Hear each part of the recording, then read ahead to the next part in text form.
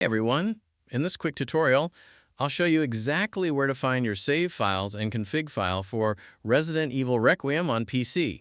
Let's get right into it. Open any folder on your PC. Go to your C drive. Open Program Files x86. Open the Steam folder. Open the User Data folder. Open the folder with your Steam user number. Locate the folder named 3764200 and open it. Open the Remote folder. Open the Win64_save folder.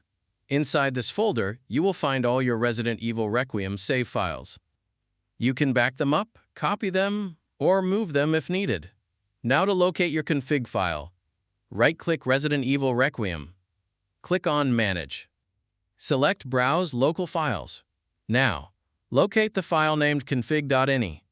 Double-click it to open.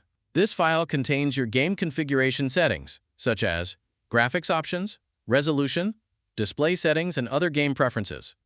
And that's it. Now you know exactly where to find both your save files and config settings for Resident Evil Requiem on PC.